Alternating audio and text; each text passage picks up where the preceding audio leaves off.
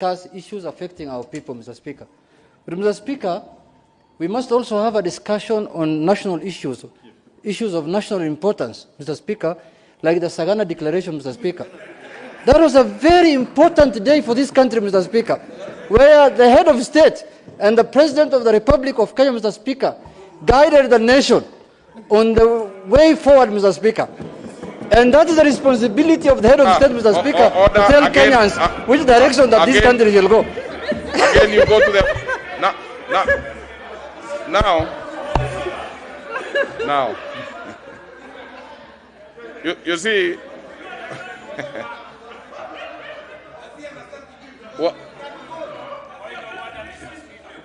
What is it, Honorable Bukose? You know, now you raise issues. I see even the minority leader wants to... Now, Honorable members, let's see how... You know, Honorable Speaker, the issue that the matter that Honorable Sangoka has raised is critical, and my friend Honorable Junet and Honorable Pio and I, being senior members in this House, should not trivialize the matter associating with a declaration that was made in a language that not everybody understood. So I think that is a very strange concept to bring it into the House. Here in the House, Honorable Speaker, we speak either in English or in Kiswahili, and that's the language we understand. So, giving guidance to what the Honorable Sangoka said, I think it will be good that we can be able to discuss it now, and dispense with it. Let's leave this. Let's say, just to make things easy, we will be discussing this particular motion from 6 o'clock on Tuesday, all the way to 7. Let's have that one closed, because what I'm seeing, the honorable members, what I'm seeing is that we are introducing many issues that were not raised by the Honorable Sankop. The issue that we'll be discussing is food prices and all those issues that he has raised. The rest of them, any member can seek an adjournment motion, and when we will see whether it is a matter of national interest, really. So any member is free to do that. Yep. So, honorable members, what is it? I hope it's a different one, Honorable Mbadi. And Honorable Mbadi, I have not seen you in a house for some time. Mr. Speaker, you know, I would easily want to give you an opportunity to say something. I'm sure you are a busy man. I know this season people are busy. So let's hear what you have to say. Mr. Speaker, undoubtedly I'm a very busy man. Actually, today, my timetable was always conflicting. So that demonstrates that I'm busy. Mr. Speaker, I agree completely and entirely that food prices is a very important and key issue to discuss as a nation. And Mr. Speaker, I was just thinking to save the time, and I want to agree with Honorable Wandai and Honorable Junet, that to save time, we could also merge it with this major discussion that took place yesterday. You know, when the head of state, Mr. Speaker, sitting head of state, not a former head of state, Mr. Speaker, holds such an event and makes a pronouncements, Mr. Speaker, and these are pronouncements, some of which I don't want to discuss the details, but he even talked about how corruption, Mr. Speaker, I beg to be heard, Mr. Speaker. No, if you are let me tell you this. Mr. Speaker, I'm just saying that if you listened to what the head of state said, the translation, he was talking about how this country's economy has been battered as a result of corruption. Order. Now, order, members, order. Now, the only presidential address that we will discuss in this House is the State of the Nation address that is done in Parliament, and so please let's leave that for now. Order, honorable members. Now I've given you Honorable Sankop Tuesday. Any member who has an issue, bring it on Tuesday, whether it is in the line. But the only thing is we cannot merge it with any other. The motion that we'll be dealing with is Honorable Sankop's motion. So we will not merge, but we will be happy to hear any other member who would wish to have a House adjourned on another matter of definite national importance, if there is any. So please, honorable members, let's proceed. I think... Now, honorable members, order, Honorable Ngujiri. We will not need any... What is it, Honorable Ngujiri? But please, we are taking a lot of time, and yet we have a very important issue. What is it, Honorable Ngujiri? Mr. Speaker, I think it was very important what the President was saying, but because he was saying in Kikuyu language, I offer myself to interpret what he was saying. That's what I've said. Very Order. simple. Order. Yes. Order. Take your seat. Take your seat. Take your seat. Oh, no. Order. Take your seat. Now, honorable members, I think that made the afternoon a little lighter. But now let's go to business. I'm giving no other member on this one. We go to business. Next order. Order, members. Order number 7, questions and statements. Honorable members, on this particular one, we will start with the ordinary questions. Starting us off is the member for Kadiani, the Honorable Mbui. Thank you, Mr. Speaker, sir, for this opportunity to ask question number 44 of 2022 to the Registrar of Political Parties. First off, Mr. Speaker, could the Registrar of Political Parties explain how and why Kenyans have been registered as members of various political parties without their knowledge and consent? 2, what measures has the registrar taken to ensure that members of the public are not unlawfully registered in political parties?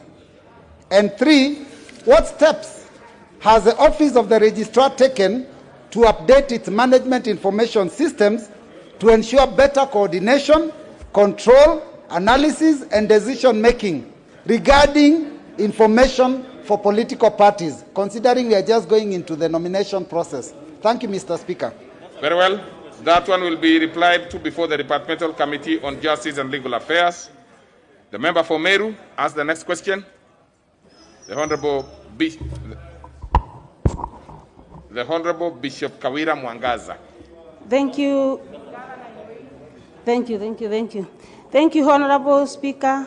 My question is number 054/2022 to the Cabinet Secretary for Education. Could the Cabinet Secretary outline the measures that the Ministry has put in place to ensure that construction of infrastructure in public learning institutions across the country is adequately supervised by experts to ensure it is of quality standards and that of the safety of the learners is not compromised? What steps is the Ministry taking to ensure the repair of old and dilapidated school infrastructure in Meru County? Could the Cabinet Secretary explain the criteria used by the Ministry to allocate and disburse infrastructure funds to the public learning institutions in Meru County? Thank you, Honorable Speaker. Very well. That will be replied to before the Departmental Committee on Education and Research. Next is a member for Madioya, Honorable Kihara. Member for Madioya.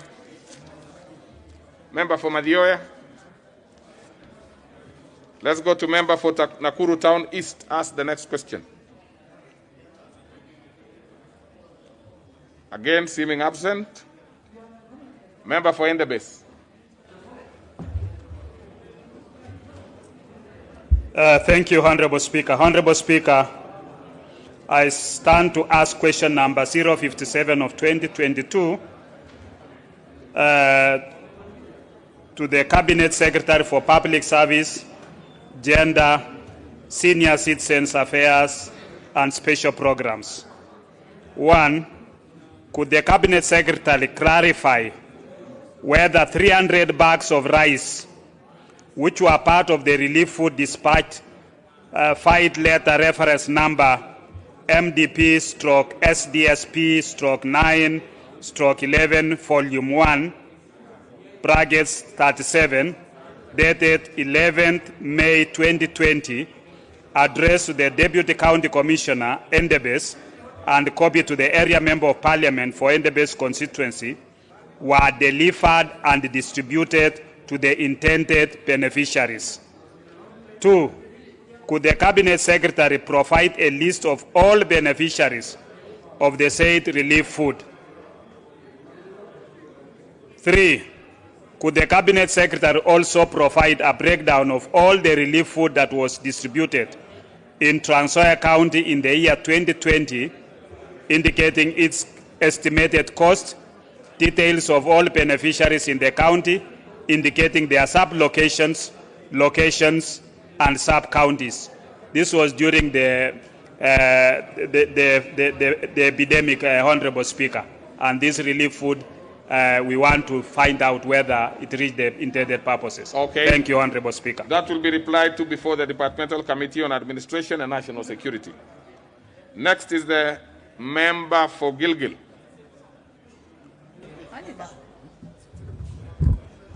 Member for Gilgil. I will ask... Thank you. Thank you, Mr. Speaker. I rise to ask question 058 of 2022. Yes, and the member who is in the neighborhood, kindly allow the member for Gilgil to ask her question Mr. in Speaker, absolute peace. Mr. Speaker, I was consulting Honorable KJ on the fact that the order paper is not uploaded on my system. So I was checking whether it's uploaded on his. Yes. But well, I rise to ask question. If it was on only uploading, that is fine. But please maintain social distance. Proceed. There is an aisle between us. Thank you, Mr. Speaker. I rise to ask question number 58 of 2022 to the Cabinet Secretary for Interior and Coordination of National Government. Number 1, what is the status of investigations into the disappearance of Mr. Boniface Njuguna Ndungu of ID number 20125197, a businessman and resident of Gilgil constituency who was kidnapped in Churo area, Baringo County, on 31st August 2021 while sourcing for chicken for his business, as reported in Gilgil Police Station on 17th September 2021, VID OB number 21/17/9/2021. Number 2, have there been any arrests of those involved in the disappearance, particularly the suspects who allegedly demanded for a ransom for the release of Mr. Njuguna on 2nd September 2021, but later reneged on grounds that the incident was a revenge mission? Thank you, Mr. Speaker. That one will be replied to before the Departmental Committee on Administration and National Security. Now, the other questions which are not, which the member for Nakuru Town East, is he in now? The Honorable Gekaria. And the member for Madioya. Those questions are deferred to next week. So next, we go to the second segment of that particular order, which is statements. We will start with the majority leader, who obviously has a statement. Mr. Speaker, pursuant to the provision of the Standing Order number 44.2a, I rise to give the following statement on behalf of the House Business Committee, which met on Tuesday, 22nd of February 2022, to prioritize the business for consideration. Honorable Speaker, last week you concluded the process of reorganizing various committees of this House, and I wish to take this opportunity to congratulate the members who have been given fresh mandate as chairpersons or vice chairpersons. I urge them to hit the ground running and encourage the committees to keep working hard to expedite all the pending but urgent business before them, since the time remaining in this session is not much, yet a lot needs to be done. Honorable Speaker, I also wish to urge members who have sponsored certain bills to keep track of the progress made in the consideration of individual member bills whenever they are scheduled on the order paper, mainly on Wednesday mornings, and this will obviate members from losing an opportunity to move their bills. Honorable Speaker, for the sitting of Tuesday, 1st of March 2022, the House Business Committee has scheduled the continuation of the following motions, if not concluded today, and these are the report of the budget, an appropriations committee on the budget policy statement for the financial year 2022-2023, and the report of the budget and appropriations committee on the medium-term debt management strategy for the financial year 2022-2023. Honorable Speaker, the following bills have also been scheduled for consideration in second reading, being the Children's Bill, Huduma Bill, and Advocates Amendment Bill of 2021. Honorable Speaker, in accordance with the provisions of Standing Order number 42A, 5 and 6, I wish to convey that the following Cabinet Secretaries are scheduled to appear before the departmental committees as follows. The Cabinet Secretary for Lands is scheduled to appear before the Departmental Committee on Lands on Tuesday, the 1st of March, 2022, to respond to question number 43 of 2022 by the Honorable Peter Kihara, MP, regarding compensation of Keriaine Cairo Road residents. The Cabinet Secretary for East Africa Community and Northern Corridor Development is scheduled to appear before the Departmental Committee on Defense and Foreign Relations on Tuesday, the 1st of March, 2022, to respond to question number 013 of 2022 by the Honorable Olago Aluoch, MP, regarding the payment of terminal dues to all former employees of the defunct East Africa Post and Telecommunications Corporation, who were not compensated following the winding up of the corporation in the late 1970s. The Cabinet Secretary for Public Service, Gender, Senior Citizen Affairs and Special Programs is scheduled to appear before the Departmental Committee on Labor and Social Welfare on Tuesday, the 1st of March, to respond to question number 27 of 2022 by the Honorable Zulekha Hassan regarding fresh registration of beneficiaries to the Inua Jamii program.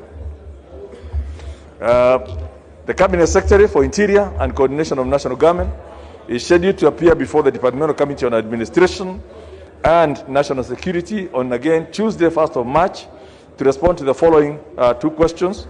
Question number 18 and 19 of 2022 by the Honorable Abdul Rahim Dawood regarding the abduction of Louis Mudhuri and payment of dues to Police Constable Japheth Kambudu, respectively.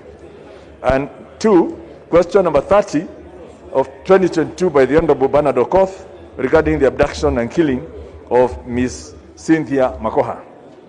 The House Business Committee will reconvene on Tuesday, the 1st of March, to schedule the business for the rest of the week.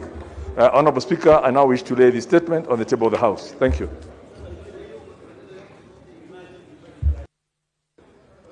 All right. Then we go to the next order. No, and before we go to the next order, and there's also Honorable Hassan somewhere, let's start with the notice of motion that you had not given, the Honorable Ntoimaga. If you can give out your notice of motion. Thank you, Mr. Speaker. Mr. Speaker, I beg to lay the following paper on the table of the House. Laying the paper or giving out the notice? Paper, yes. Okay, yes, let's proceed. Let's start with that. I beg to lay the following paper on the table of the House today, Thursday, 24th February 2022. Reports of the Constitutional Implementation Oversight Committee on its consideration of 1. The Election Amendment Bill, National Assembly Bill number 41 of 2021, and 2. The Election Campaign Financing Amendment Bill, National Assembly Bill number 37 of 2021. Thank you, Mr. Speaker.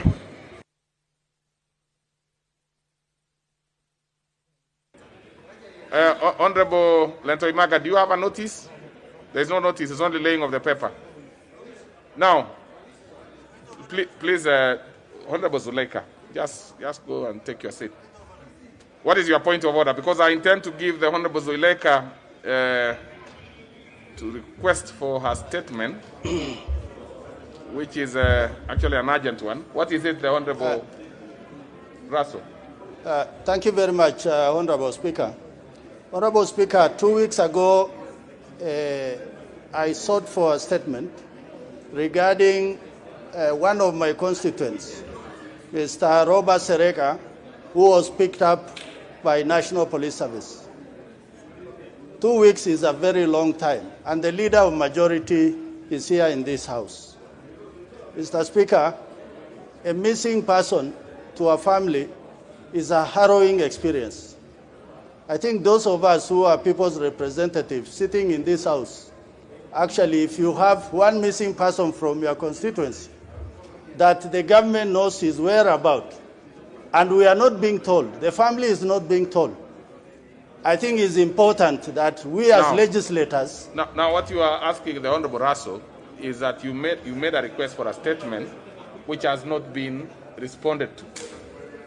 Yes, because for 2 weeks. When you mentioned the leader majority, I thought it should be more of the chair of that particular committee. Not at all, Honorable Speaker. Well, were you expecting the statement from the leader majority? The chairman was missing on that day, and the leader of majority is the one who picked up that responsibility to respond to my statement. Even if that be the case, Honorable Russell, and you know you are a seasoned member yourself, I understand, of course, the gravity of the situation, but the fact that the leader of majority picked up that particular matter does not actually therefore put it in his docket.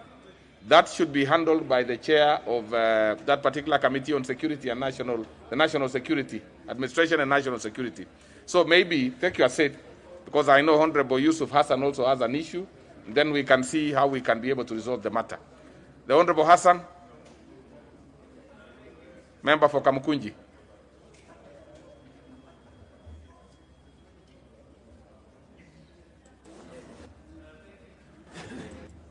Speaker, for the opportunity.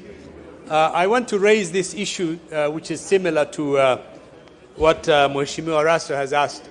In general, there is a tendency now that many of the questions and the statements that members of parliament are asking are either ignored or delayed by the cabinet secretaries. There is no longer respect given to this august House in terms of responding to the questions and the statements that we ask here every day. For example, I have 4 questions and statements that have been pending since last year. And many of the chairs, Mr. Speaker, are not to be found in the House these days. So I wanted to ask, I want to ask on your behalf, on the behalf of members of Parliament, whether we could get an inventory of the questions that are and the statements that are out there that have not been answered. And we should be given some response when members' questions and statements are going to be responded to in due time by the various government ministries. Honorable Hassan, you would be more helpful. Other members, please take your seats, members. But Honorable Hassan, you'd be more useful if you are being specific that a question you had asked to a certain particular departmental committee or a certain cabinet secretary. So which ones are these? You say you have 4. Where were they going to? And if it is last year, you can imagine, they lapsed. No, they didn't. They were extended into this year. Okay, so what is the... By the Speaker. Which one? For example, I asked a question on the title deed for a delayed title deed for the Kinyago Kanuku neighborhood in my constituency. Yes, that goes in November. That goes to the department. I asked a question on the frequent fires in Kikomba market last year in November. I've made a petition. I brought a petition on the Karura forest, the renaming of the Karura forest after Wangari Maathai. And then finally, I also raised a petition on behalf of people who have requested the government to establish a national council of Kiswahili. And I can hear every day when we're here, there are many questions and statements that have been completely ignored by either the chairs or the cabinet secretaries, which means the questions and the statements we ask here have no meaning whatsoever. We're wasting our time. Okay, you have now put it on record. We know now that those who are going to various departmental committees and cabinet secretaries. Of course, we wouldn't lay the blame on chairs of committees, because just like yourselves, they are members of parliament, and they are also as active in the constituency as you are. But I would ask the clerks, especially at the table office, to look at those specific issues and see how we can have an inventory of some sort and see which questions have taken too long to be responded to. Then we can be able to activate them. But the one by Honorable Raso is a bit more specific. I would be happy to see if the chair, I know the chair is not in, the vice chair of that particular committee, he seems to not to be there. Now then, therefore, through the majority leader, we would ask them to give us a response on Tuesday in terms of the status. You know, we cannot have the chairs, we cannot really push the chairs to definitely respond at a particular time because the cabinet secretary must have come to the committee. So on Tuesday, if we could be able to get how far the committee has done, then that I think would be fair. So, and for the one by the Honorable Hassan and several others, we'll be able to see how we can be able to help in terms of creating an inventory on those questions that have taken too long to be responded to. Luckily, that can be done easily by the table office. Okay, so the Honorable, what is it, Honorable Zuleka? I'm giving you the opportunity. So what is it? I hope it's a short one because we really have. Mr. Speaker, I had requested to make a statement. Make it.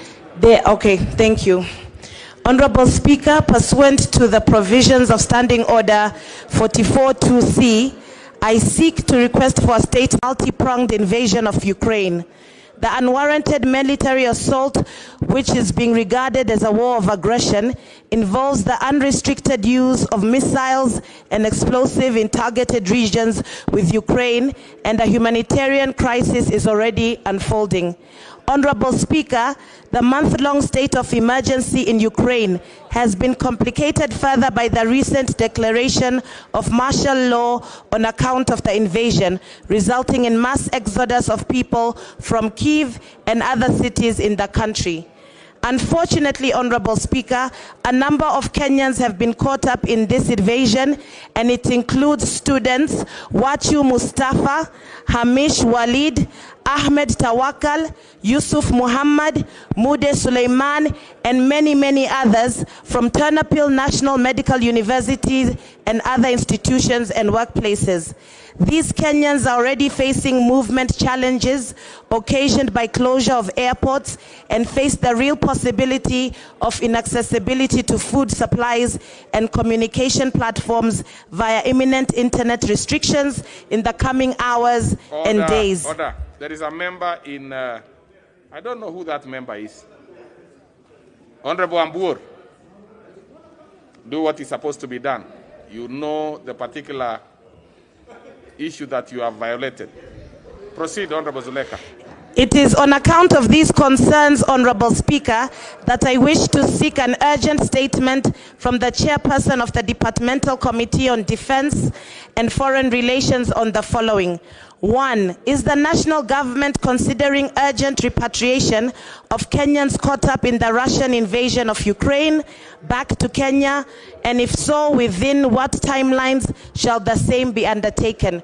2. In lieu of repatriations, could the national government consider relocating these citizens to safer regions within Ukraine or to more peaceful nations that neighbor Ukraine, as well as to provide relief food and other supplies to them? Thank you, Mr. Speaker. That one is referred to the relevant committee and is a fairly urgent one. We hope that they can be able to move with speed. And look at that, that's a live issue, so it should be. So next order, please. Order number 8, motion. A report of the Committee of the Whole House on its consideration of the Copyright Amendment Bill, National Assembly Bill number 44 of 2021. Question to be put and third reading. Order. So, honorable members, having confirmed that we have numbers, I put the question which is that this House do agree with the report of the Committee of the Whole House on its consideration of the Copyright Amendment Bill, National Assembly Bill number 44 of 2021. Will as many as of that opinion say aye? Aye. Many as of a contrary opinion say nay? Nay. The ayes have it. Okay, let's have...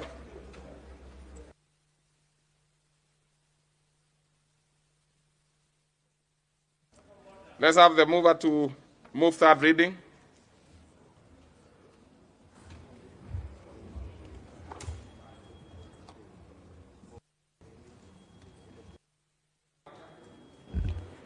Thank you, Honorable Speaker. I beg to move that the Copyright Amendment Bill, National Assembly Bill number 44 of 2021, be now read a third time. Honorable Speaker, this bill is a game changer for the artists of this country. Honorable Speaker, the artists who are within the Squeeze-A-Tune purview are now moving from a paltry 16 cents for every skiza tune to 52% of every tune that you put on your skiza. Secondly, Honorable Speaker, the game changer is the national registry for all our artists. So, Honorable Speaker, this is big, and I'd like to move, because with the national registry, all our artists can now store their music. At this point, Honorable Speaker, I beg to move for third reading and ask the Honorable KJ to second. Honorable KJ. Thank you very much, Mr. Speaker. I do rise to second this bill, and I'd like to just commend the Honorable Gladys Wanga for doing something that is a game changer.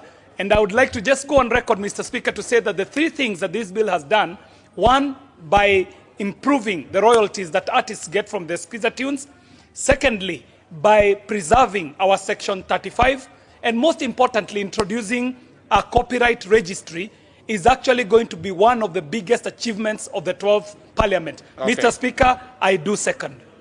All right. So I propose a question, which is that the Copyright Amendment Bill, National Assembly Bill number 44 of 2021, be now read a third time. Yes, I will put the question because I see it's the mood of the House. But honorable members, like for example, what Honorable KJ had done, this is the specific and the best time that you would have had an opportunity to, to speak about this, and therefore it would have had enough time at this point. But let me proceed and put the question. Having confirmed that we have the requisite quorum in the House for purposes of making the decision, I put the question, which is that the Copyright Amendment Bill, National Assembly Bill number 44 of 2021, be now read a third time. Will as many as of that opinion say aye? Aye. As of a contrary opinion say nay? The ayes have it. A bill for an act of Parliament to amend the Copyright Act and for connected purposes. Order number 9, the Universities Amendment Bill, National Assembly Bill number 35 of 2021, second reading, question to be put. What's your point of order, Honorable Gikaria? Honorable Speaker, I don't want to cast any aspersion. Honorable Speaker, the Member of Parliament of Nakuru Town East. Honorable Speaker, I have put my intervention for the point of order for quite a while. I had a question, and just before you had left the order number 9 for questions. Honorable Speaker, I was trying to raise... Now, Honorable Gikaria, even looking at the intervention slot now, unless you are not quite sure how you handle your machine there, it is not there. That's number one. Number two, when we are in that particular order, you are absent. You are just lucky that I did not drop your question. You are very lucky, because I had the option to do that. I simply put it to another day. So you really cannot, whether you are talking about casting aspersion or whatever else, that is not what is going to assist you at all. So first, you don't seem to have a card. You don't have a card. You are not present when you are supposed to be present to ask your question. So if you insist, Honorable Gikaria, I am going to do what I am supposed to do. If you insist, I am going to do what I was supposed to do at that time, which is to basically drop your question. So please, Honorable Gikaria, be present on Tuesday to ask your question.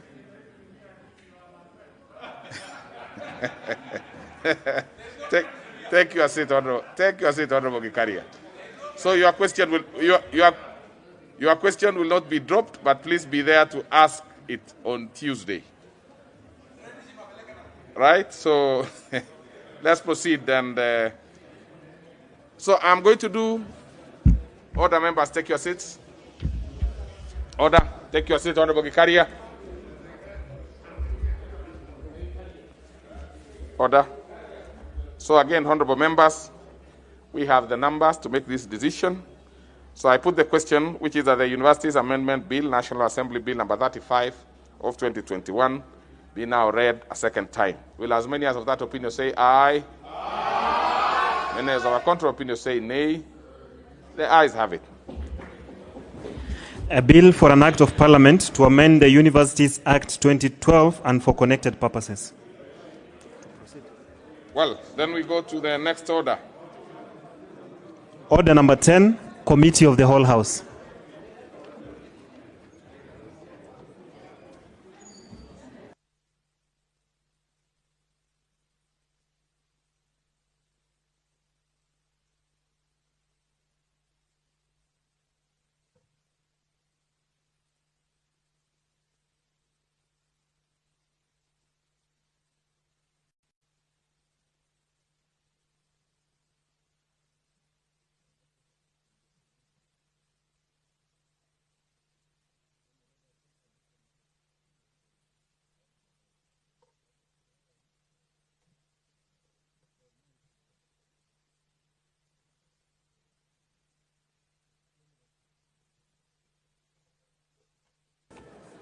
Other members, we are now in Committee of the Whole House to consider the President's recommendations to the Kenya Insurance Deposit Amendment Bill, National Assembly Bill number 43 of 2020. President recommendation to clause 2. The mover, leader majority.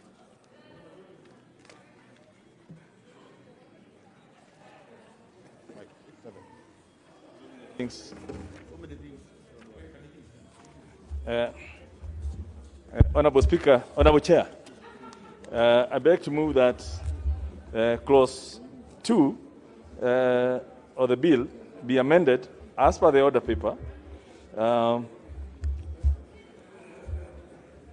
and this is basically to ask the President's memorandum, which was explained, which was actually brought to the House, explained by the Speaker, to accommodate the reservations by His Excellency the President, where he did recommend deletion of some clauses and rewarding of others, and hence it's a straightforward matter that does not require debate.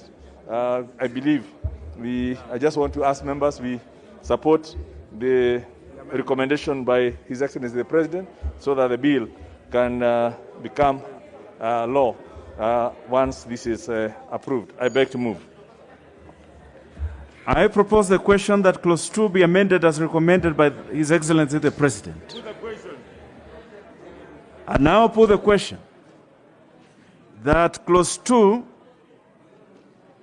be amended as recommended by the President. Will as many as of that opinion say aye? Will as many as of a contrary opinion say nay? The ayes have it. I now put the question that clause 2 as amended be part of the bill. Will as many as of that opinion say aye? Aye. Will as many as of a contrary opinion say nay? The ayes have it. The mover to move reporting. Honorable Chairperson, I beg to move that the committee do report to the House its consideration of the President's recommendations to the Kenya Insurance Deposit Amendment Bill, National Assembly Bill number 43 of 2020, and its approval thereof without amendments. I now put the question, which is that the committee do report to the House its consideration of the President's recommendations to the Kenya Insurance Deposit Amendment Bill, National Assembly Bill number 43 of 2020, and its approval thereof without amendment. Will as many as that opinion say aye? Will as many as a contrary opinion say nay? The ayes have it.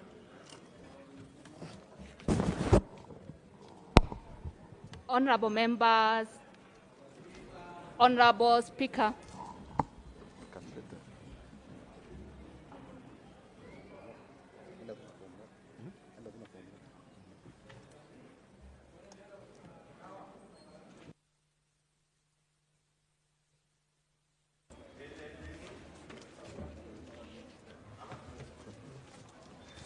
Yes, Chair.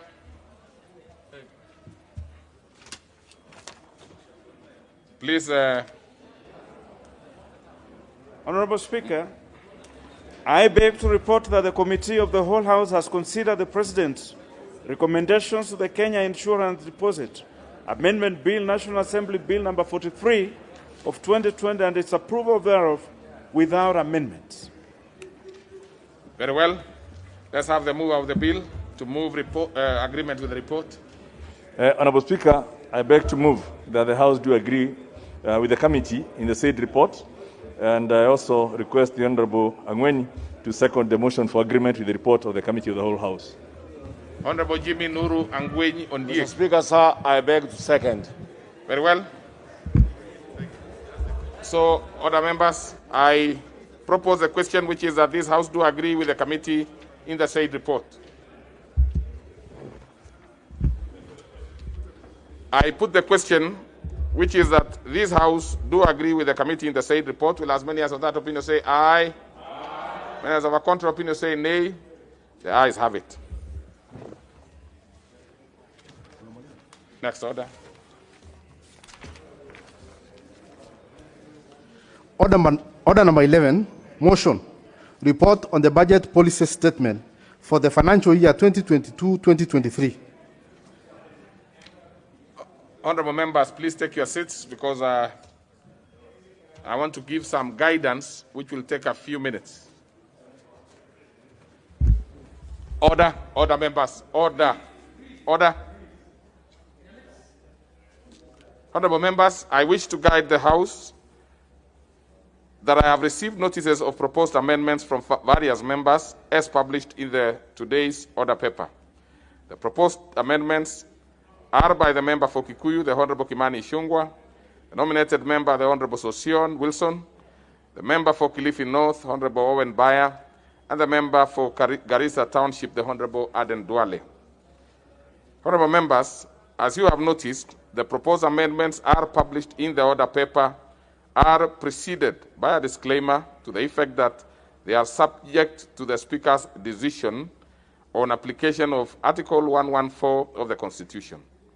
In this decision, I wish to now convey to the House, in this decision, which I wish to now convey to the House, to start with, the Honorable Members, Article 114.2 of the Constitution states as follows with respect to money motions, and I quote.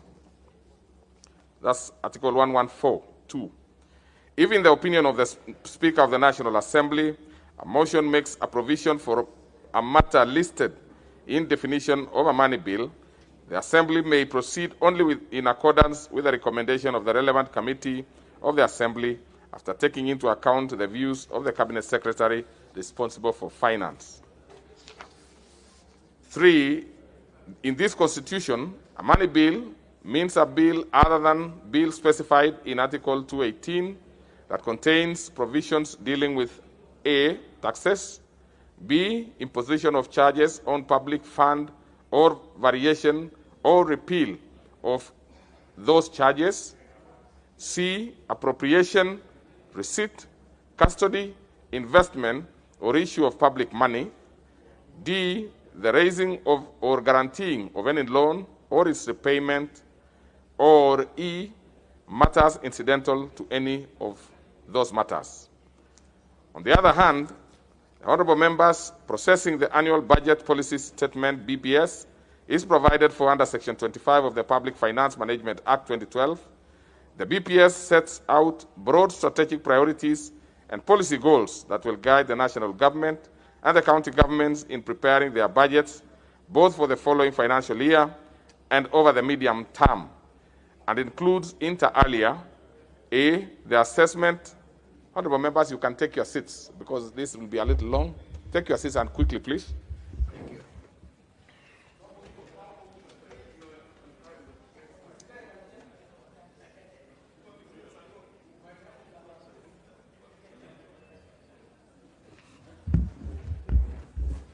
Okay, so we'll proceed. So they include inter alia, A, an assessment of the current state of the economy and financial outlook over the medium term, including macroeconomic forecast. B, financial outlook with respect to government revenues, expenditure, and borrowing for the next financial year and over the medium term. C, proposed expenditure limits for the national government, including those of Parliament and the judiciary, and indicative transfer to the county governments. D, fiscal responsibility principles and financial objectives over the medium term, including limits on total annual debt. C, the fiscal risk statement. Before I render my determination, honorable members, it's noteworthy that there are two main purposes of the annual BPS that I wish to restate. Firstly, the BPS informs the basis of the vertical distribution of the national revenue between the national government and the county governments, which are actualized in the Annual Division of Revenue Act. The decision of the House on BPS therefore determines the content of the Division of Revenue, whose publication follows the resolution of the House on BPS. Secondly, the budget policy statement sets limits for distribution of share of national revenue to be allocated to each of the three arms of the national government, and within the upper limits of distribution amongst programs of the national government. Therefore, for all intents and purposes, the resolution of the House on BPS constitutes a money motion. Honorable members, Section 25(7) of the Public Finance Act 2012 requires the Parliament to approve the BPS with or without amendments. Therefore, the law contemplates that amendments being made to the BPS by the House. However, honorable members, we must make a distinction between amendments being proposed to the BPS as it was submitted to the House by the Cabinet Secretary for the National Treasury, and amendments being proposed by members to the amendment of the Budget and Appropriation Committee on the BPS and Financial and Policy Resolution as proposed by the committee. As you will notice, the Financial and Policy Resolution proposed to this House by the committee are normally extracted from the committee's report and published in the order paper for ease of reference by all members. Honorable members, the first amendment by the member for Kikuyu basically seeks to alter the budget ceiling by introducing the national government portion of the shareable revenue and allocating the difference to the county governments and the judiciary, by each getting an additional allocation of 125 billion and 12 billion respectively. This also relates to the proposed amendments under paragraph 79 of the report of the Budget and Appropriation Committee, where the member for Kikuyu proposes to increase the county government's equitable share from 370 billion to 495 billion, representing 35% of the last audited and approved revenues, being Kenya shillings 1.413 trillion. Notably, the House is aware that the Senate passed the 2022-2023 BPS with a similar resolution. For this reason, honorable members, I will allow this amendment to be considered by the House for a decision as relates to the vertical division of the national revenue. I have allowed this proposal conscious of the fact that the limits on the portion of shareable revenue between the two levels of governments have an implication on the division of revenue bill, which of course will be considered by the Senate. Therefore, with the Senate having made a decision by capping it at 35%, it will only be fair for me to allow the amendment of the House to also make a decision on the matter one way or the other. I will prefer the same treatment to the proposal to increase the limit of the judiciary budget ceiling from the amount of 18.885 billion to 30.885 billion. What I mean is that 18.8 billion to 30.85 billion. Honorable members, the proposed amendments under paragraph XXA relating to the recommendation 75 of the report on the BPS seek to reallocate Kenya shillings 50 billion to support credit, finance, and micro, small, medium enterprise, MSEs, adversely affected by the COVID-19 pandemic. However, Since we are not at the stage of approving 2022-2023 estimates, I will disallow these amendments with the hope that the Budget and Appropriation Committee will consider the proposal at the time of considering estimates. The honorable members who are standing there, please take your seats.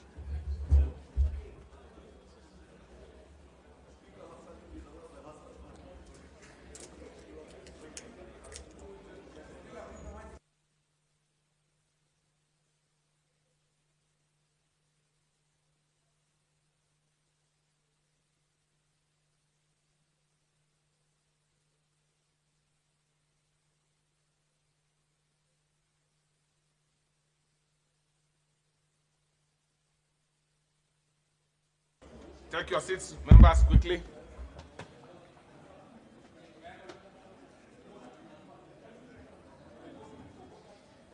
Members, take your seats. You know, just work like you really mean.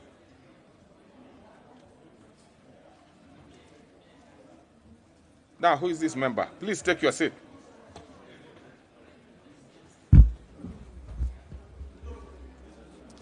Honorable members, the proposed amendments under paragraph XXB relating to recommendation 75 of the report on BPS as policy proposal for rolling out mapping exercise of exportable goods and services from all constituencies in the country. I will therefore allow this amendment if therefore allow this amendment. If approved, if approved by the House, the government will consider the proposal in line with existing broad priorities. This will also apply to the proposal on operationalization of the Judiciary Fund, the designation of the Inspector General of Police as an accounting officer for the National Police Service, and the proposed additional allocation of resources to facilitate upward review of remuneration by police officers. The proposed amendment by the Honorable Wilson Sossion seeks to provide for funding of the Teachers' Professional Development Program under Section 35 of the Teacher Service Commission Act 2009. This being a policy proposition to the government, I will allow it to be considered by the House. Honorable members, the member for Kilifi North, the Honorable Owen Bayer, has also proposed various amendments to this motion. The proposal relates to allocation of resources to State Department for Crops Development and Agricultural Research to provide for subsidies on fertilizer so as to reduce the price of purchasing fertilizer. To the extent that this proposal is not asking for any additional resources, but rather asking the Cabinet Secretary for Treasury to consider reallocation of the availing resources to actualize this proposal, I will allow the House to debate the matter and make a decision one way or the other. However, I will disallow the members' other two proposed amendments relating to revival of cashew nut and mango subsector in Kilifi County and resettlement of squatters, as they are better canvassed at the level of consideration of estimates. The purpose of the BPS is really to allocate and determine the detail of funding. The purpose of BPS is really not to allocate and determine the details of funding, but rather to set out a broad strategic priorities and policy goals that will guide the national government and the county government in preparing their budgets. Finally, honorable members, the member for Garissa, the Honorable Aden Duale, has proposed an amendment seeking to alter the budget ceiling of the national government's portion of shareable revenue by reducing the reallocation of 12 billion difference to judiciary. You will notice that the effect of the proposed amendments is similar to that being proposed by the member for Kikuyu. And in this regard, I will therefore allow the consideration of the two, of course in line with the procedure and processing of amendments of a similar nature. The Honorable Darley has also proposed the restatement of livestock off-take program and drought mitigation measures by allocating 1.5 billion and 2 billion to the programs, respectively. Noting that this is a specific program-based allocation, I will disallow this amendment as it will be best placed at the stage of consideration of the estimates. Honorable members, the motion on the medium-term debt strategy under order number 12, The member for Kikuyu is proposing an insertion of a new paragraph BA to the effect that the House notes the approval of 2022-2023 BPS and the medium-term debt management strategy is to be construed to be an approval for raising of the national debt limit currently stipulated in law. It is observed that the member is asking the House to make a further recommendation whose implication is to affirm that the approval of BPS and the medium-term debt management strategy is not an approval of increase of the national debt limit. It will be noted that in its recommendation to this House, the committee is also asking the House to cause the National Treasury to align the projected 2022-2023 expenditure to be within the headroom allowed by the limit set out by the House on the 9th October 2019. To this extent, I'm inclined to allow this amendment as it emphasizes the resolution of the House of the 9th October 2019. Honorable members, before I conclude, I wish to respond to the point of order raised by Honorable Kimani Ichung'wah relating to the matter during the afternoon sitting of Tuesday, February 22, 2022. The essence of the point of order was threefold, being whether the House can amend the BPS, 2, whether the House can amend the report of the Budget and Appropriation Committee on BPS, and 3, whether the amendments proposed are subject to Article 114 of the Constitution. Honorable members, these are fairly straightforward matters, which I have guided before. On whether BPS can be amended, the answer is, as I've stated above, lies on Section 25(7) of the PFM Act 2012, which contemplates an approval of the BPS with or without amendments. As to whether the House can amend the report of the Budget and Appropriation Committee, I wish to note that the motion for adoption of the report is a motion like any other and may be amended in the usual manner and provided for in the standing orders. Lastly, as to whether the amendments relating to BPS are subject to Article 114 of the Constitution, the answer is in the affirmative. Whenever amendments relate to matters provided under Article 114 of the Constitution. In conclusion, therefore, the motion will now proceed as I have directed, noting that the determination herein, the House is accordingly guided, and I thank you.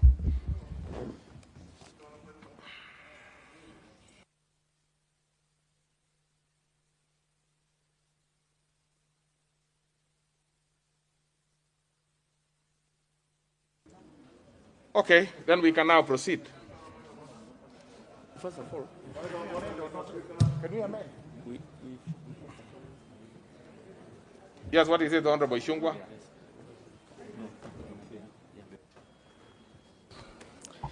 Thank you, Honorable Speaker, for that very well-reasoned guidance to the House.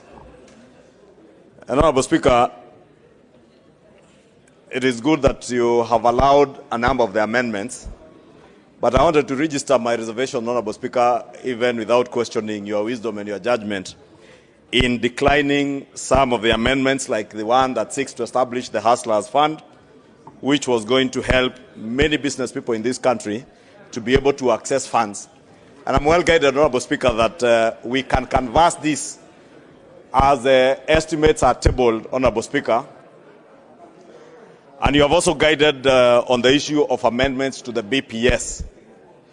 Honorable Speaker, I also did raise the issue which I have not heard you address as to how we prosecute the amendments if they will be subject to Article 114, as you said, as you read out, Honorable Speaker. I had sought guidance.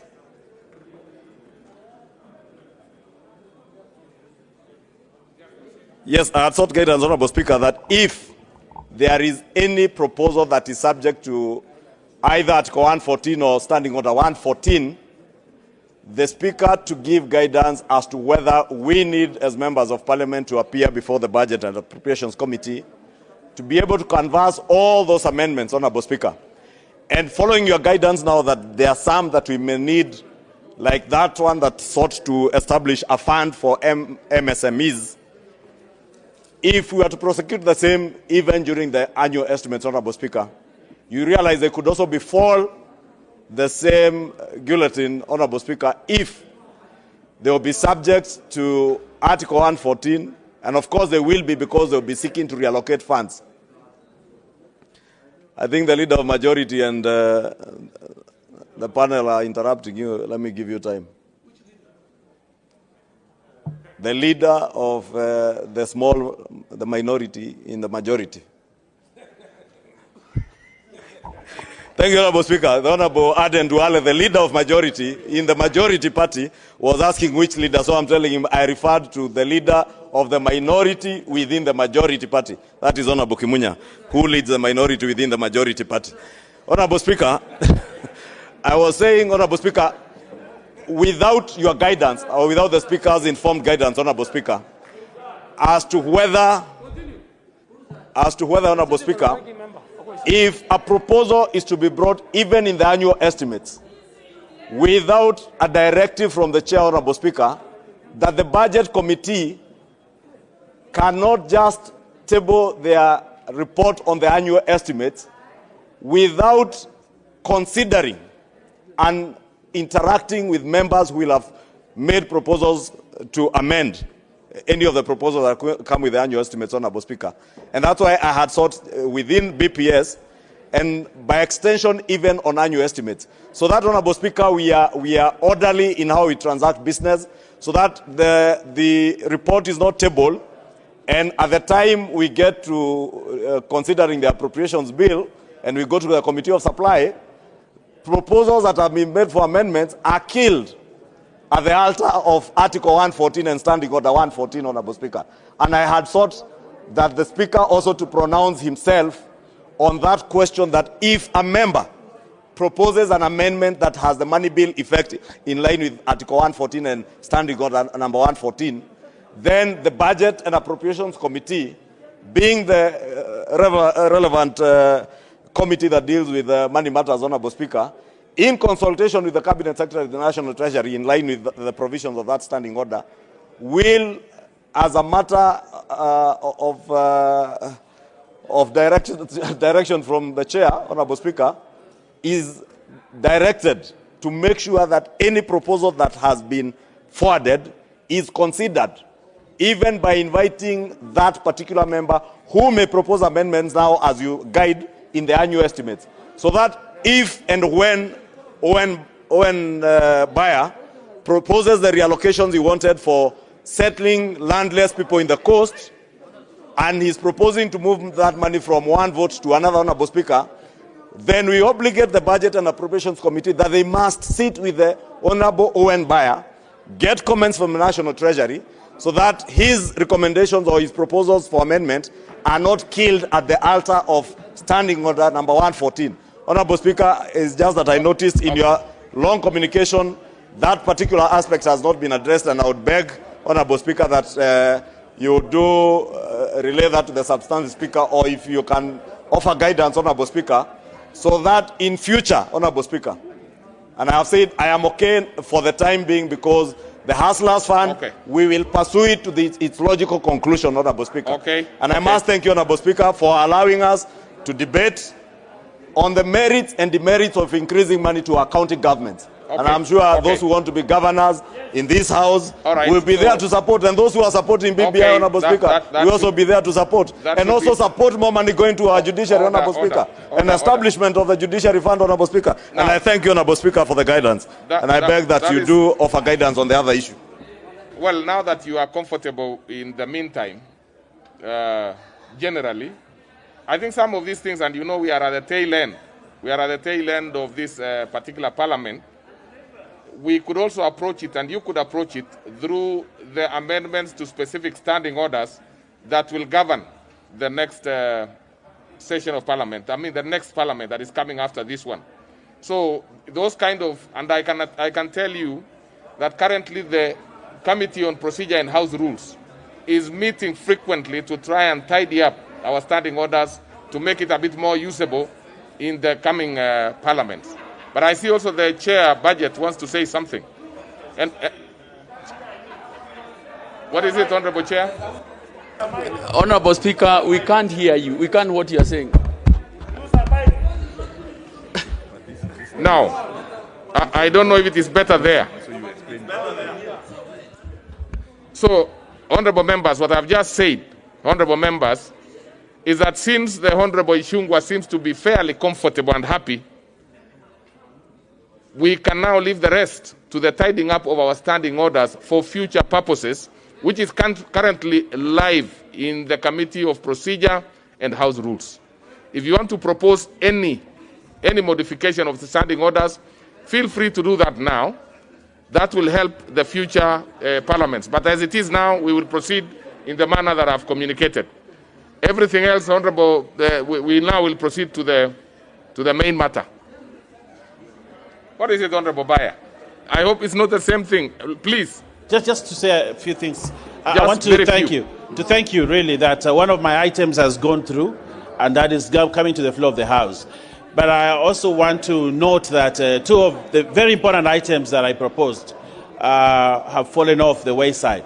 But I also want to move the chair or the speaker that the same may not befall my proposals when it comes to the budget appropriations at the appropriations level, so that we may be able to get the land question and the cash nets question handled very well without it having to be dropped when it comes to that level. So I thank you, Speaker, and I stand guided. But you know, when you will be appearing before the Budget Committee, it will be nothing to do with the speakership. It will be between yourself and that particular committee when you'll be canvassing those.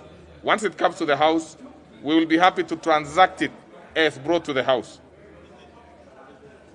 And what is it, the Honorable Junet?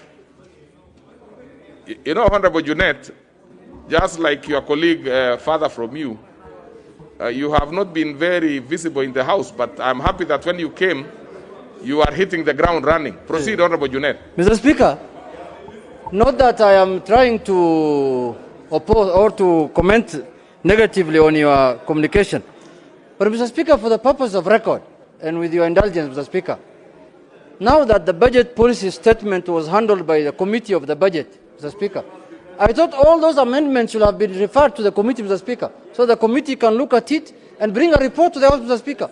Otherwise, the statement should have been handled by the floor of the House directly without going to the committee. Mr. Speaker, since the statement went to the committee, the amendments being proposed by Honorable Ishungwa and other members should have also been referred to the committee. That has been the tradition. That has been, even when Ishungwa was the chairman. When Ishungwa was the chairman himself, Mr. Speaker, that's what has happened. Why is this year, I'm seeing some change, a abrupt change, Mr. Speaker, from the norms. This is a house of traditions and procedures, Mr. Speaker, and precedents. I think if you notice, the Honorable Junet, anything that titled on Article 114 has been actually refused. So therefore, it will not proceed because it is governed by that particular. It has to either be referred to the Budget and Appropriation Committee. There is no shortcut about that. But in terms of amendment, you know, amendments are always proposed in the House. Even if the committees have done whatever they have done, you can still be able to process amendments in the House. So I think basically we were dealing with amendments.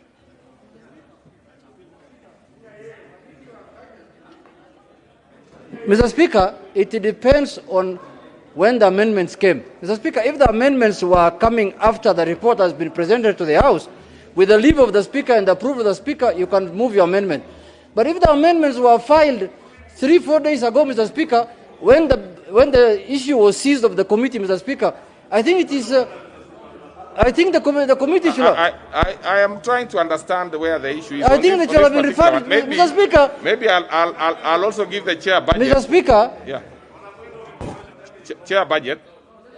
Let's hear. Honorable Speaker, all these matters were referred to to the committee, and I have a report on the same. We considered these issues, and I have a report. So I don't understand why we are, we should at least go to the substantive issues, and then when it comes to the amendments, we will, because the time for amendments will come, Honorable Speaker. I should move, Honorable Speaker, if you guide, we deal with the substantive issues, Honorable Speaker. I think that makes a lot of sense, the chair. Yeah, move. Honorable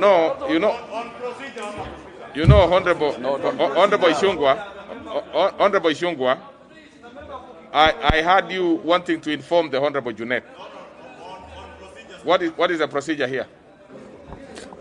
Honorable Speaker, you know I am never petty.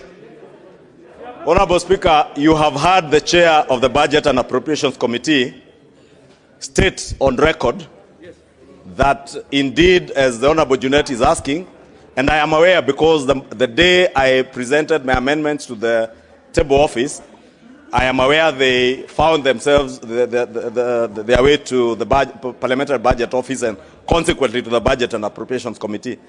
But my point of order, Honorable Speaker, the chair has confirmed that they have considered and asserted that he has a report.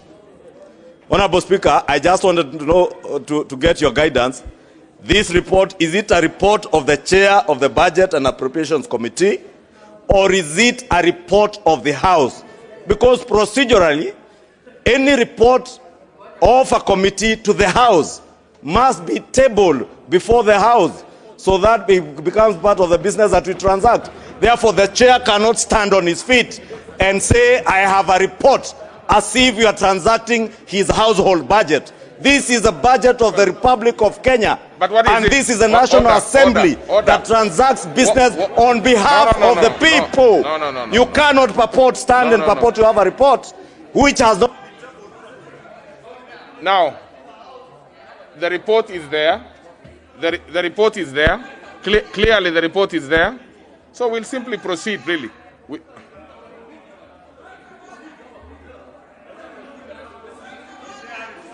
You see, what is it that the honourable member for Suba South or Suba North, sorry. Thank you, Mr. Speaker, for giving me this opportunity. Mr. Speaker, my main concern is that there are many of us who have been pressing the intervention button for a long time, and your eyes seem to be only catching the attention of only the UDA members in the House. And at one point, Mr. Speaker, I was getting concerned that this is appearing more as a UDA rally, and we are not going to allow it. This is a House. This is a parliamentary House. It is not a UDA rally. We will not allow it, Mr. Speaker. And Mr. Speaker, having said that, I want to confirm, as a member of the Budget Committee, that we have sat... Honorable, I am not so sure if you are now a member of UDA. Take your seat. Take your seat. Take your seat. Take your seat. Yeah, so we will move on. Those members who want to get petty political mileage out of the House should be ashamed of themselves. Let's proceed. You don't just wake up and state things that you cannot be able to confirm. You are not a UDA member yourself. So let's proceed. Let's proceed, the Honorable Leader of Majority.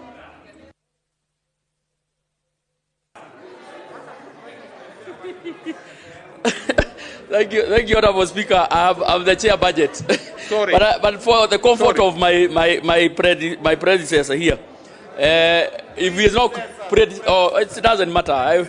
You know the problem of the former is the school that he attended. Honorable Speaker, I want to say that we have a response in his case. Honorable Speaker, I beg to move that the House adopts the report of the Budget and Appropriations Committee on the Budget Policy Statement for the financial year 2022-2023, laid on the table of the House on Tuesday, February 15, 2022, and pursuant to the provisions of Section 25(7) of the Public Finance Management Act 2012 and Standing Order 232, 9 and 10. And A, approves the Budget Policy Statement, BPS, for the financial year 2020-2023. B, makes the following financial resolutions with respect to the BPS. 1, approves the capping of the fiscal deficit at Kenya shilling 400 billion or 3.0% of GDP, whichever is lower. 2, approves the national government budget ceiling for the financial year 2022-2023 at Kenya shilling 1,629 billion and 11, of which the executive one is 1,000 559,911,000,000, of which the Auditor General is 6,378,000,000,000, Parliament at 50,220,000,000,000, Judiciary at Kenya sharing 18,885,000,000, and 3, resolves that the budget ceilings of the ministries, departments, and agencies, MDAs, be rationalized to be within the deficit as approved herein, and further, that necessary measures be put in place to collect additional revenue.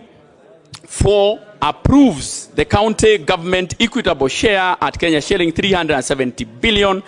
5, approves the equalization fund at Kenya shilling 7.068 billion. 6, approves the conditional grants at Kenya shilling 37 billion to be distributed in accordance with Annex 4 of the report of the Budget and Appropriations Committee. C, makes the policy resolution contained in the first schedule to the order paper, that is policy resolution relating to the budget policy statement for the financial year 2022-2023. D, orders that the resolution forms the basis for the preparation of the 2022-2023 budget. And E, resolves that the House budget policy statement for the financial year 2022-2023 forms the basis for the introduction of the Division of Revenue Bill 2022.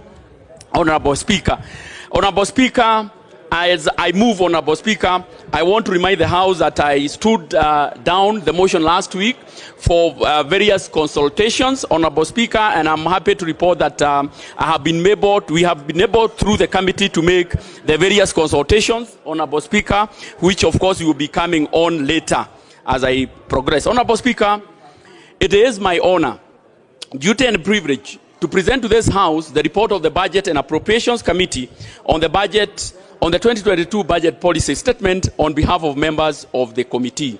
Honorable Speaker, the 2022 BPS outlines the broad strategic priorities and policy objectives by the National Treasury that will guide both the national and county governments in preparation of their budget for the 2022-2023 financial year and over the medium term.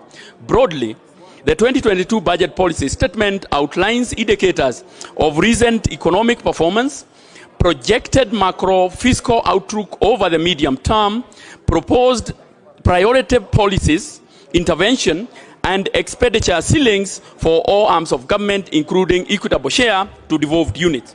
Honorable Speaker, the timelines, contents, and procedural preparation of the process of the BPS is anchored in the Constitution of Kenya 2010, the Public Finance Management Act 2012, the PFM Act 2015, as well as the regulations, Honorable Speaker. Ordinarily, the PFM Act requires that the BPS be tabled by the 15th February each year. However, this being an election year, the BPS was tabled much earlier, on Thursday, 2nd December 2021, to give the House sufficient time to review and process the same, even as it prepares for the general election slated for August 2022. Honorable Speaker, the theme of the 2022 budget policy statement is, and I quote, accelerating economic recovery for improved livelihood. This is based on the challenging yet promising environment under which the 2022 BPS has been made and prepared.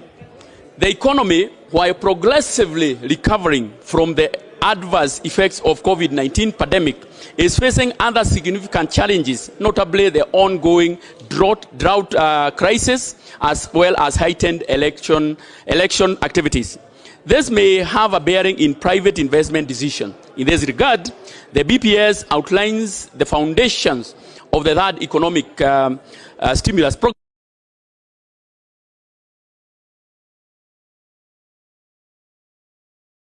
Speaker, the committee held productive deliberations with the departmental committees and received their recommendations.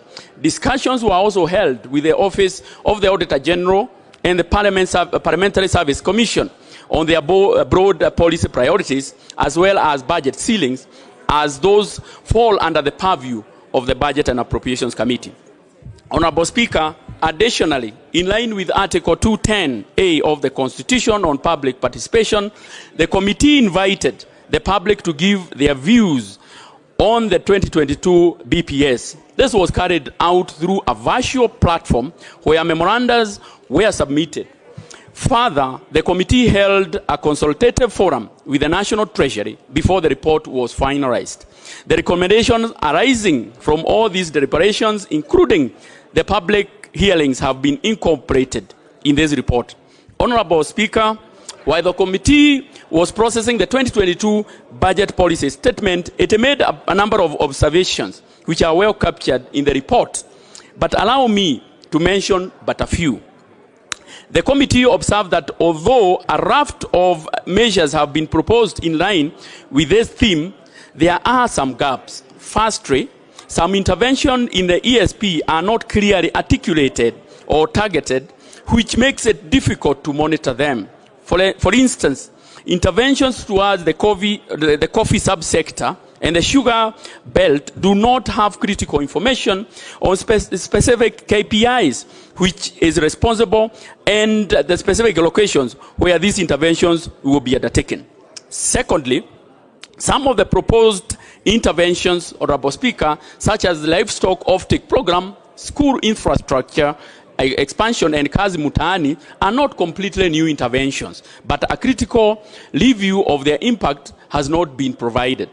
Thirdly, the BPS has remained silent over the growing level of cause of poverty that has exhibited by the pandemic and how it intends to tackle them. Honorable Speaker, the committee further observed that the BPS has also been prepared at a time when the country is about to breach the legally binding debt ceiling of Kenya shilling 9 trillion. The committee is concerned that given the accelerated pressure for government spending towards election-related outlays, social service delivery, and realization or completion of key flagship projects, the ceiling could soon be breached. Honorable Speaker, furthermore, elevated level of election fever could have also a negative bearing on overall economic performance as investors and economic agents adopt a wait-and-see approach. Honorable Speaker, the committee also noted that this is a transitional BPS, which holds great significance. Not only is it the last by the current administration, but it also marks the end of the medium-term plan, that is the MTP3, as well as the sunset period for the Big Four agenda. It is therefore expected that in addition to providing the strategic policy direction to guide the government in preparation of the 2022-2023 budget, the BPS would also provide a comprehensive coverage of key milestones attained, targets missed, and the proposal therein to ensure that the delayed or missed targets are on track even as another administration comes to office. Honorable Speaker, the committee observed that although some achievements have been indicated in the BPS, a critical analysis of the performance of key projects is also lacking. It is in the opinion of the committee that the 2022 BPS should have critical review, not only the achievement during the lifetime of the administration, but also the gaps, including a plan on how to ensure that key projects will be finalized. Honorable Speaker, in view of the observation made by the committee, it made a raft of recommendations as contained in the report. However, allow me to draw attention to some of the overarching policy and financial recommendations to the committee, by the committee. One, that the National Treasury submits a report on the implementation status of the Big Four agenda to Parliament by 31st of March 2022. The report should include information on key milestones achieved, missed targets, and a list of development projects to be completed in the financial year 2022-2023 as prioritized under the Public Investment Management. Two, that the National Treasury should in future prepare the budget policy statement in line with the public debt ceiling. Three, that the National Treasury should expedite the finalization of the proposed medium-term revenue strategy, MTRS, and submit it to the National Assembly by the 30th April 2022. 4, that the National Treasury spearheads an evaluation of the emergency relief cash transfer programs to households affected by drought under the Ministry of Public Service, Gender, Senior Citizenry, and special programs. The evaluation report to be submitted to Parliament within the next 3 months. That a framework, Honourable Speaker, on the pre-approvals under Article 223 of the Constitution on supplementary budgets be developed by the National Treasury, Controller of Budget, or the Office of the Auditor General, and a report to be submitted to Parliament within 2 months. Honourable Speaker, I have exhaustively dealt with the policy issues. And Honourable Speaker, I also want to briefly delve into the financial recommendations. However, Honourable Speaker, we, as I had earlier said, we have made a lot of consultations. We have involved the stakeholders, and I know in the due course there will be some amendments that will be moved later on. Honourable Speaker, that once these are approved by this House, these recommendations have formed the basis of the 2022-2023 budget. Honourable Speaker, I humbly request the honourable members to objectively consider and approve the report of the Budget and Appropriations Committee on the budget, on the 2022 budget policy statement. Honourable Speaker, as I conclude, I want to say that I really want to thank the members of my committee who have worked tirelessly, sometimes beyond midnight, to work on this document. We have done extensive consultation. Honourable Speaker, we have also dealt with some of the amendments that were brought by my honourable colleagues here, and maybe at the appropriate time, Honourable Speaker, I will be able to give a response on the same. With those remarks, I want to request Honourable Mark Nyamita to second. Very well. Can we have the Honourable Anita to second? Thank you, Mr. Speaker, and thank you, Chair, for the elaborate speech on the budget policy statement. Honourable Speaker, as I rise to support, allow me to first of all thank my colleagues in the Budget and Appropriations Committee for taking their time, and sometimes we went late into the night, despite that we are in this season of politics and people in the constituency. The attendance was quite okay. We deliberated, we interrogated the departmental committees, all of them. We did have a session with the Treasury, we had a session with the Office of the Auditor General, and of course we had a session also with the Parliamentary Service Commission. Honourable Speaker, I just want to urge my colleagues that even as we discuss this thing, we become very objective. For one reason, this is going to be a transition BPS, and that we are aware that inevitably beyond August, we are going to have a new government. And that new government might come with a different manifesto that probably is not in line with this. And we try to make it as broad as possible so that whichever side of the divide wins, they're able to fit within it. One of the critical things, Honourable Speaker, that we then did realize are certain flagship projects within this government. Before we've asked them as a part of the policy recommendation, for example, the DLP program, we have asked them that a total evaluation, the government needs to speak with each other. We realize that the Minister of Education, Minister of ICT and Energy were not speaking from the same wavelength. That Minister of ICT, for example, would request that we buy additional tablets. Minister of Education doesn't have enough trainers. And some schools have, a big chunk of them have the faulty transformers. So, and both of them have allocated resources that don't speak to each other. So we've also asked them to present a report to the House so that before we go into the actual estimates, the different departments can be able to speak to each other. I want to say that from the reports that we got from the departmental committees, Honourable Speaker, there was clearly intense public participation. and it spoke to virtually all the elements as been alluded to by my chair. We also did recommend to Treasury that in future BPSs, they need to restrict themselves so that the figures are restricted within the budget ceiling. But we do hope that when they bring the actual estimates, they will abide by that. With those few remarks, Honorable Speaker, I beg to second. Thank you.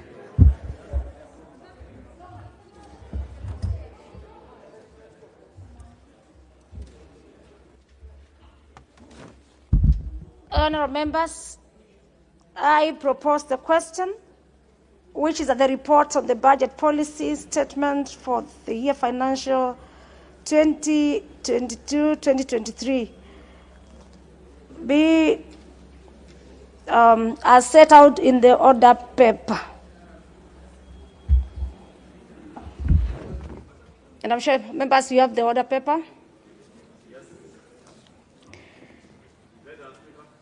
Yes, honourable members, we have proposed amendments to the report on the budget policy statement, and I do order that we move to the proposed amendments, and we will start with the amendment by the Leader of Majority. Honourable Speaker, I beg to move. And I would like, because this has not been circulated, I would like to ask members to pay attention. But the papers are being circulated in the meantime. I beg to move that the motion be amended by A, deletion of paragraph B1 and B2 and substitution thereof with the following.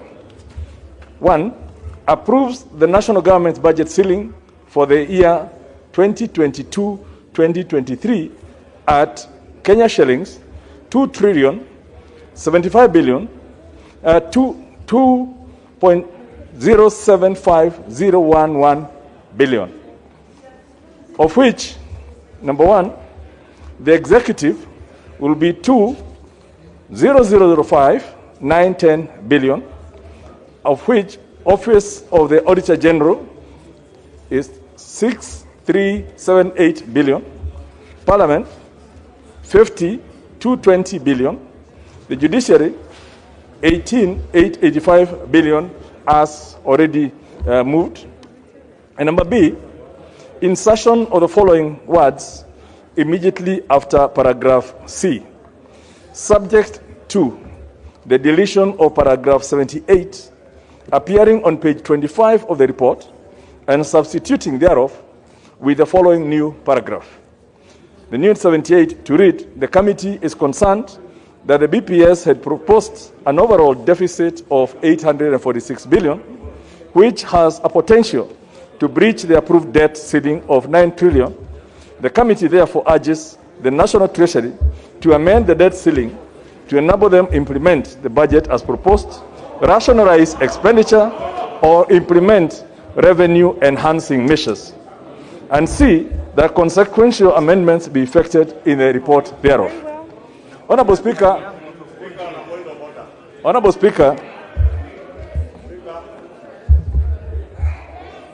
the amendment has not been proposed. Shut up. Sit down. You are telling me to shut up. Please sit down. Stupid. Hey. Order. Order, members. Order.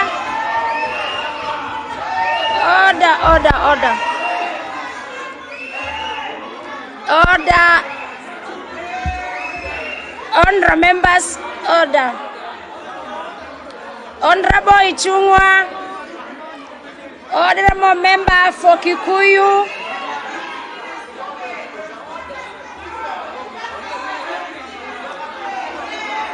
Order in the house. Order as I give direction. Honourable Millie Odhiambo. Order.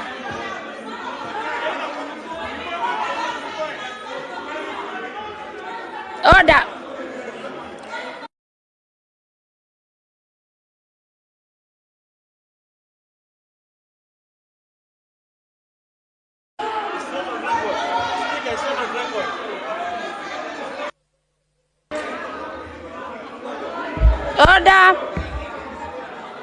Order. Honorable members. Honorable members. Honorable members.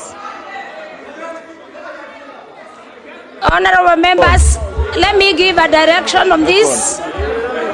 There are members who are rising up on a point of order, but members, let us have the proposed amendment be moved first, then seconded, and then we propose it. Then we can get the point of order. Yes.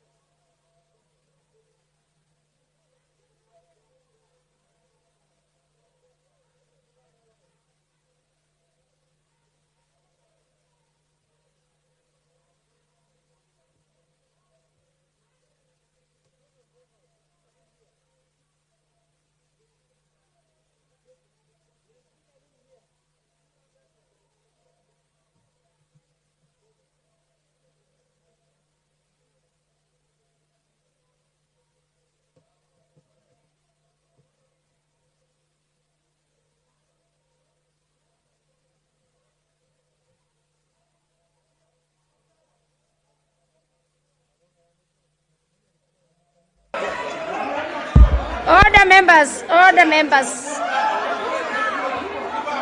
Order, members. Honorable Leader of Majority. The members who are abstaining, please.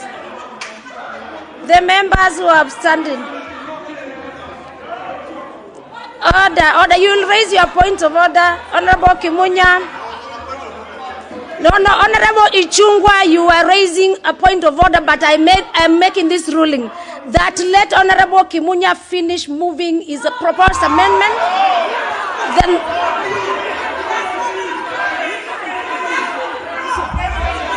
yes, call him the speaker. The speaker.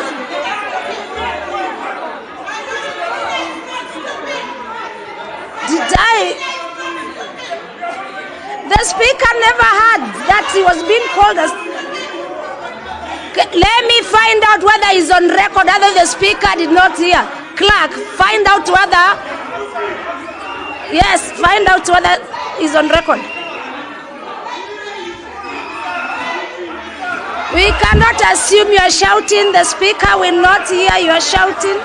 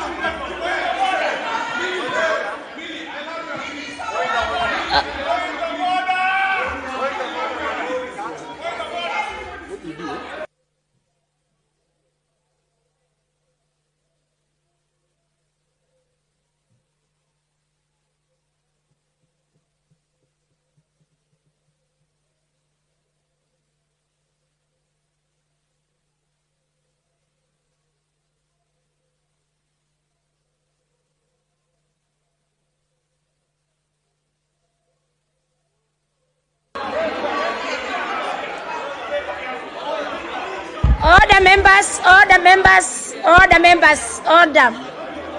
Members, we must follow the procedure of the House. If you keep on shouting, the speaker may not even hear your statement. And for you, of course, I also hear from where I sit, the assumption that I've heard that someone has called the other stupid. A member, but I need to be informed. The speaker must be informed officially.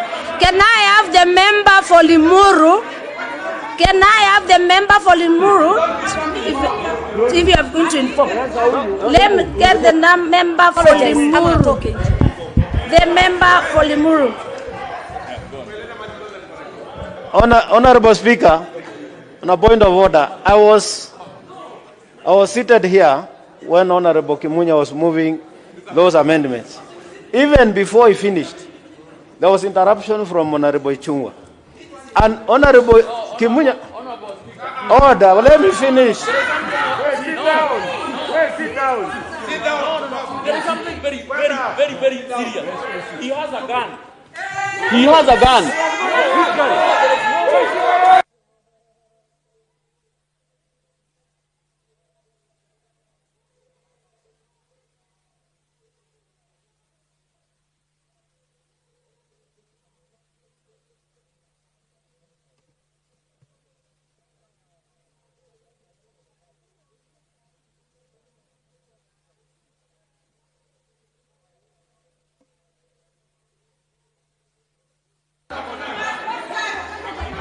Honorable Kanini Kega, are you able to substantiate the same? Then, Honorable Speaker, let me say it. Oh, the member for Limuru. Member for Limuru, please. Member for Limuru. Let me get the member for Kanini Kega for the sergeant arms to be able to establish on Yes, Honorable Speaker, I want to categorically say that Honorable Sankok has a gun. I saw it when he bent. Yes. Why did he run away? It is a fact. I can confirm that, and maybe the sergeant at arms can also confirm. I saw it myself. I know how our guns look like. I know how guns are. And why did they allow him to go out? The sergeant I mean, honestly, have heard me very well. That's a very important. This is a point of order. It's a serious issue, but I've already ordered the sergeant at arms to confirm the same. I had already ordered the sergeant at arms to confirm the same, since he's also in the presence of the House. But he has gone. Then, very well, with that, let us have the member for Limuru.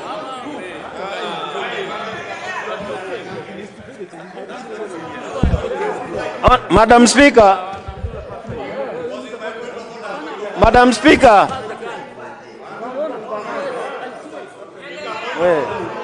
Wait, guy, you never know. Madam Speaker. Ngoja huyo atoke hapo. Madam Speaker, you have destroyed this parliament. Madam Speaker, as I was saying before, that I was seated here, and as Honorable Kimunya was moving his amendment, and he had not finished. There was interruption from Honorable Ichung'wah, and he asked Honorable Ichung'wah to let him finish. And we had, all of us, Honorable Ichung'wah shouting stupid, calling a honorable member stupid, right in a session that you are presiding over. And this house is a house of decorum. Honorable Speaker, the only thing you can do to maintain the dignity of this house, Honorable Speaker, is to ask him to withdraw and apologize. Orders. The member for Limuru, you said you had all of you. That was a...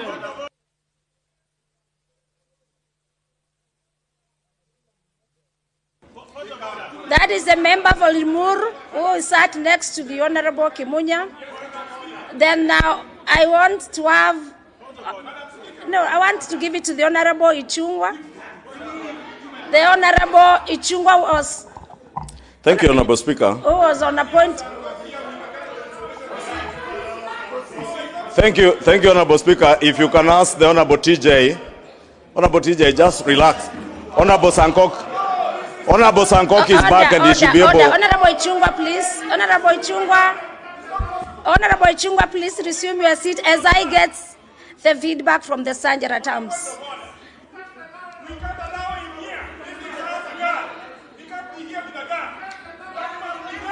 Sergeant at arms, please, can you clarify that Honorable Sangok does not have a gun in the house? Sergeant at arms, please, can you clarify? Sergeant at arms, please, for us to have a...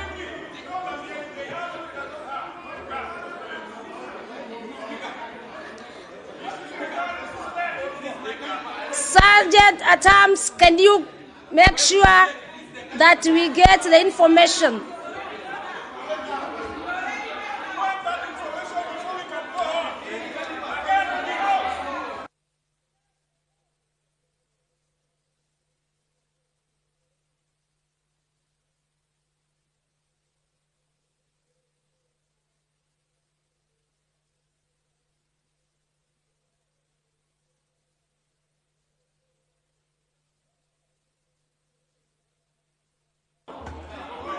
Very well, as the sergeant at arms.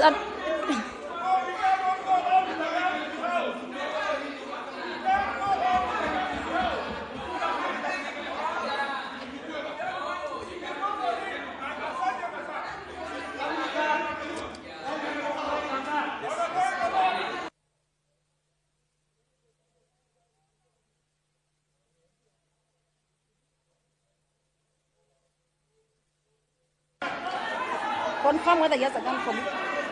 As for now.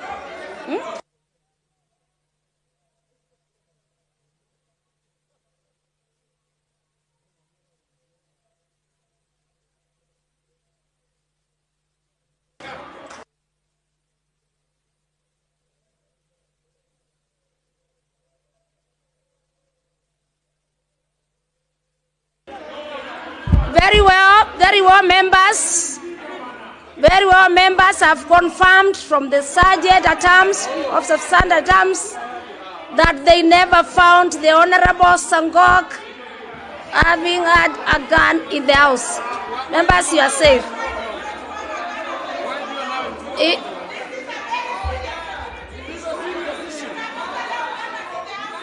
Sergeant at arms, they have confirmed from outside and within the presence that he did not have a gun.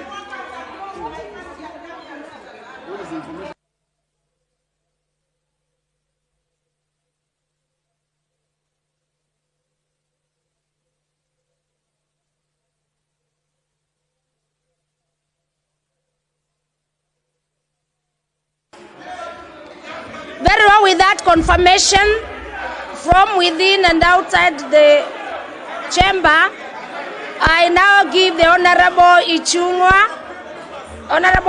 for you to substantiate, for you to be able to detract, explain.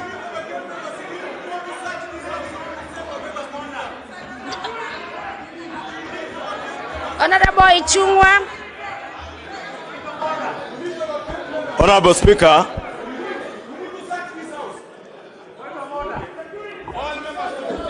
Honorable Speaker,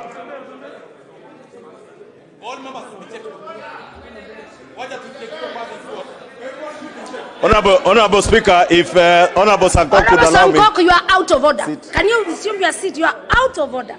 Honorable Sangok, you are out of order. Honorable Speaker, if you allow me. Yes, Honorable. I think the issue raised by the Honorable Kanini Kega is a very serious issue. Yes. And Honorable Speaker, I don't want to get into whether or not it was a gun or calipers or a clutch. I think the issue, Honorable Speaker, that should be addressed is whether, as we walk into this chamber at the door, there are sensors. Do they work? There are sergeant at arms. Do they check whether people are armed? Honorable Speaker, I wish to rest that matter at that because it is more serious than shouting at each other. Guns, calipers, and even Honorable Sangok's clutches could also be arms. Honorable Speaker, let me go to a substantive matter that has been raised by the Honorable Mwadhi. Honorable Yes, Speaker, if you now allow me, yes. if you protect me from the heckling by You are Rosa protected, Buyu, Honorable Ichung'wa, you are protected. I will address the issue that I will now address the issue that had been raised by my neighbor, the Honorable Mwadhi. Yes. Honorable Speaker, you know I sought to intervene by pressing my intervention button. And from my seat, I sought to stand on a point of order. I caught your eye. I caught your eye, Madam Speaker. And as you put on your mask, How did you catch my eye? you turned and looked at me, then you took your mask. You know you're wearing spectacles, Madam Speaker. I can tell when you are facing this way or when you are facing that side. No. So when you caught my eye, Honorable Speaker, the Honorable Kimunya in his place paused. And I repeated, on a point of order, Madam Speaker.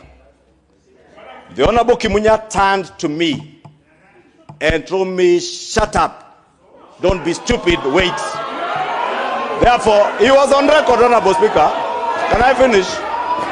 Can I finish, Honorable Speaker? Let's hear all the members. You will allow me, you have accused me. I am on the dock, you will allow me to table my defense. Members, and I shall be heard. The moment the Honorable Kimunya told me to shut up and don't be stupid, Honorable Speaker, I told him, I have not asked you to stand. I have sought permission from the Speaker, not you. And you cannot tell me I am stupid. I am not your son. That is what I told him. And I want to repeat it on record, Mr. Speaker. I am neither Kimunya's son, neither am I subservient. Order. Honorable Ichungwa. Honorable Ichungwa. Honorable Ichungwa, did you call him Honorable Ichungwa? Honorable Ichungwa. Honorable Ichungwa, let me hear from Honorable before I get back to you. And my first thing that you must know that you never caught my eye. In fact, you shouted, before I give another member, in fact, you shouted a point of order, and the matter of procedure, we were to allow the Honorable Kimunya move his proposed amendment, be seconded, and then now we can hear your point of order. So at that point, Honorable Ichungwa, I want to hear from one more member because that you, Honorable Emilio Odhiambo.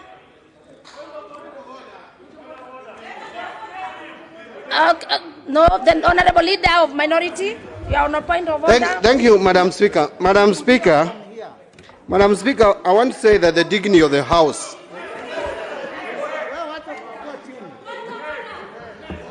Madam Speaker,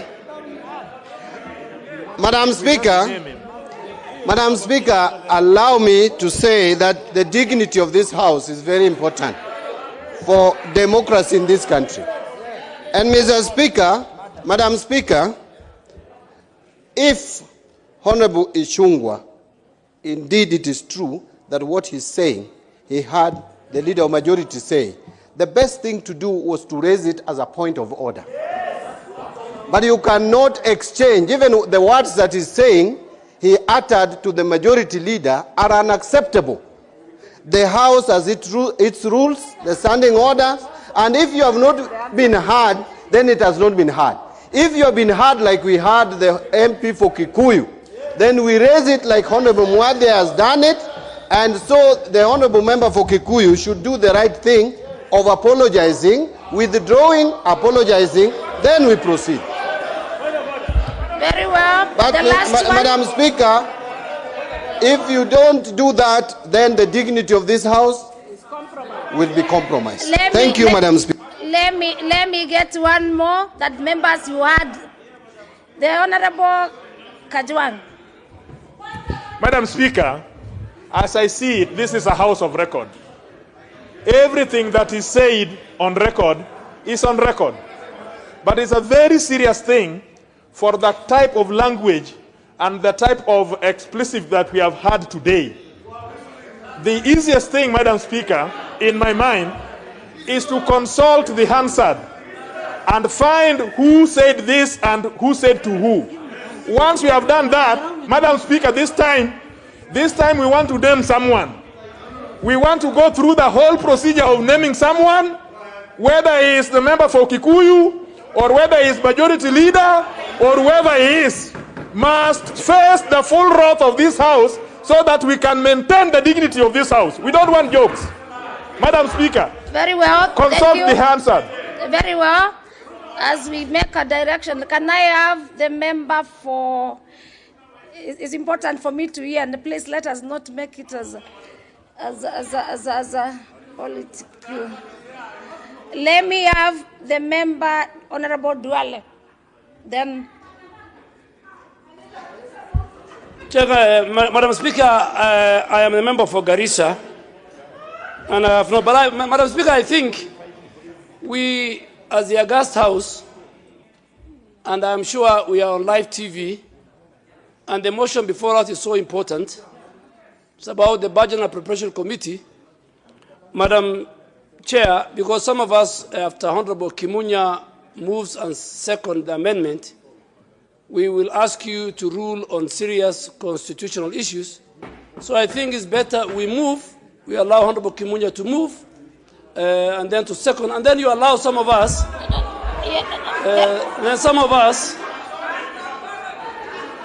All the members, let's hear the Honorable Duale. Yes, Honorable Duale, just a comment, yes. No, yeah, Madam Speaker. Yeah, Madam Speaker, I think as Honorable TJ said, if you want to name somebody, the procedure is in the standing order. Yeah. We can even do it tomorrow. But I think, Madam Speaker, guide us so that the amendment is carried. We bring some decorum. We listen to each other. The budget policy statement is the physical framework of the budget. So let's accommodate each other. And Madam Speaker, if you are here and you came to shout, then you are in the wrong place. You are in the wrong place. The last, thank you, Honorable Duale. The last one, the Honorable Junet. Thank you, Madam Speaker.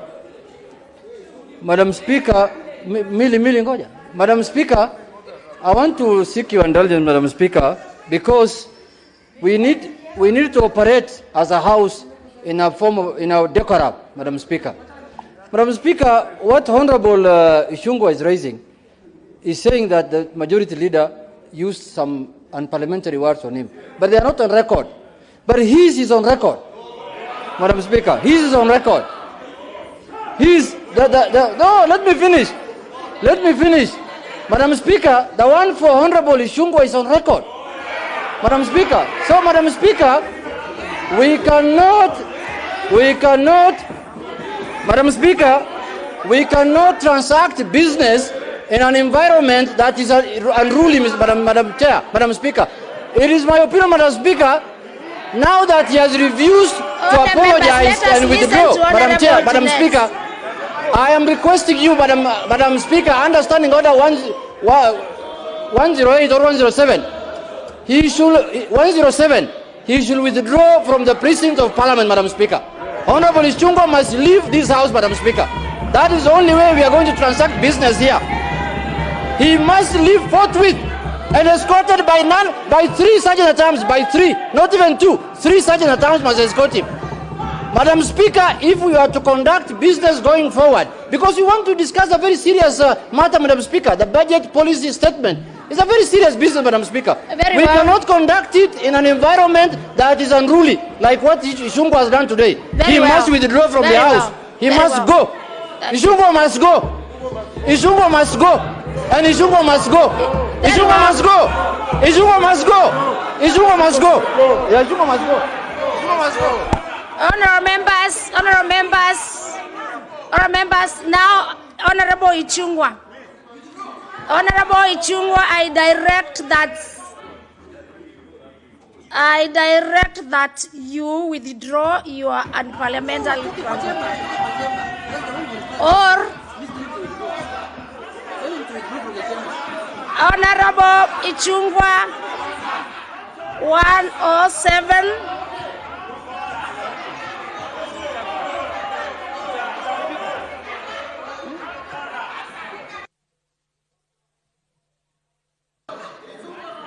Madam Speaker,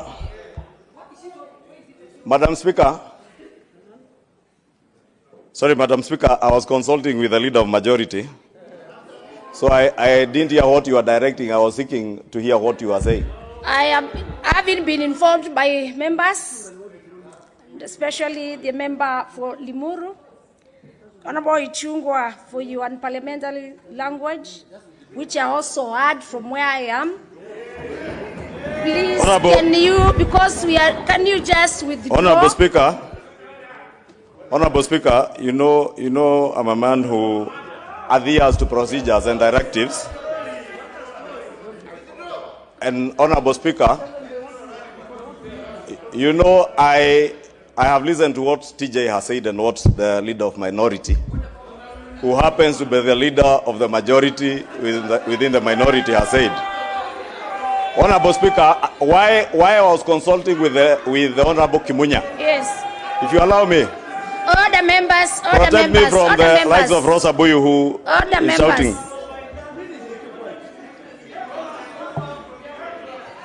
All the members, Honorable, please withdraw and apologize. Honorable Speaker. Then we can be able Honorable to Speaker. Yes. It's good. I am ready, Honorable Speaker, to adhere to what you're asking. But I need clarity on certain things, Honorable Speaker. Yeah? One, my mic, you had not given me the microphone. Therefore, nothing that was said from where I sit that is unanswered and on record.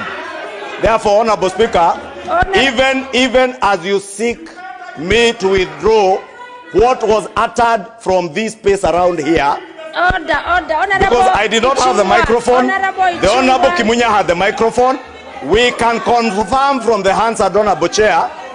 We can confirm from the answer who said what. Order. Because, Honorable Speaker, we cannot. Honorable Ichungwa. I heard you, myself. Yes. Honorable Ichungwa, you are even shouting points of order. And I was giving you the direction that we finish. Since there was not anything out of order, it's only Honorable Kimunya who was moving his proposed amendment. Then, as a matter of procedure, you could not have risen on a point of order on this proposed amendment. So, Honorable Ichungwa, for us to be able to move, because I had to please withdraw, just do the necessary, withdraw and apologize, and we move on, because you also have an appointment. Yes. Honorable Speaker, why I was seeking your guidance, Honorable Speaker, because this is Honorable a house of Ichungwa, you are records. wasting more time. Honorable Speaker. On standing order number 107B. Honorable Speaker. Order, members. Order. Honorable Ichungwa, you also have your proposed amendment. The shouting, I can't even hear what you're saying, Honorable Speaker. Honorable Sankok. In fact, I'm going to rule you out of order. Do The shouting is too much. Honorable Ichungwa, please carry on. Order, members. Can we have Honorable Ichungwa have the floor? Honorable Speaker, I was saying, even as you seek to direct that I withdraw, Honorable Speaker, you are obligated, Honorable Speaker, as a person on the seat, to make sure that your decisions are guided by what is on record, not by the shouting by members of Parliament. Honorable Speaker, you are obligated, and I wanted to request, Honorable Speaker, even as you seek, I can withdraw because you have directed so. And because if you direct and I do not withdraw, you have the right to take any other action. However, Madam Speaker, as you seek to do that,